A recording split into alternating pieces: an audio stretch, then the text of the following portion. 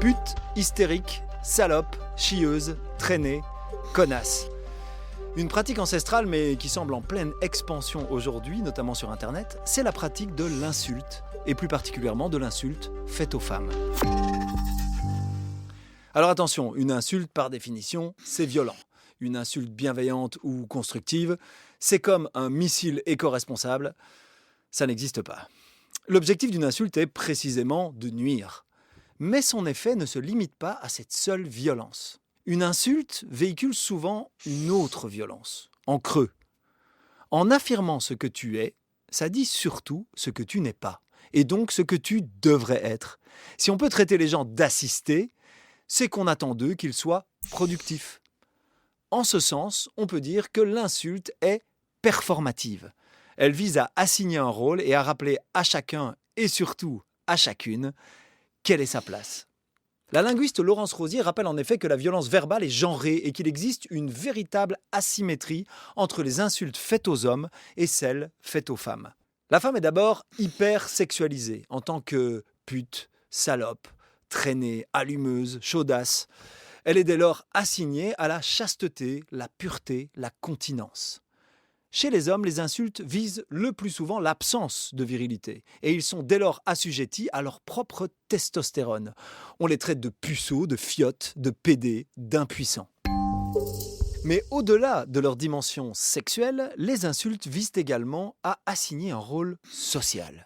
Quand une femme se met en colère publiquement, elle est régulièrement traitée d'hystérique ou de folle.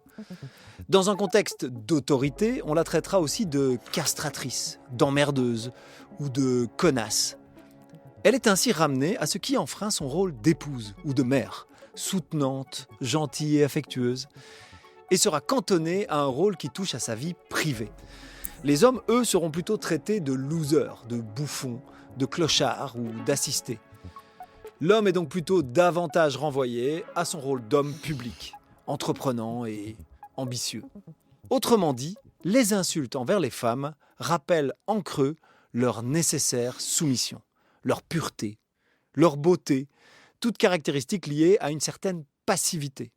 Celles envers les hommes rappellent au contraire leur rôle social actif, la force, la performance, l'initiative, voire la domination. Ces rapports d'assignation laissent donc apparaître une asymétrie évidente. En effet, même quand une femme est traitée de garçon manqué, ou quand on dit qu'elle porte la culotte, ces insultes sont perçues comme moins violentes ou moins négatives que lorsqu'on traite un homme de femmelette. Il est donc plus dégradant d'être traité de femme pour un homme que d'être traité d'homme pour une femme. Cette asymétrie dit bien quelque chose de nos présupposés persistants et trahit donc nos représentations. Récemment, un académicien français traitait une linguiste normalienne et prof à la Sorbonne de petite institutrice bornée. L'adjectif « petite » l'opposant sans doute aux grands hommes que sont encore dans nos représentations les instituteurs de la Troisième République. Le fil Culture G. Chaque jour, un coup de projecteur éclaire notre actualité. Abonnez-vous au podcast.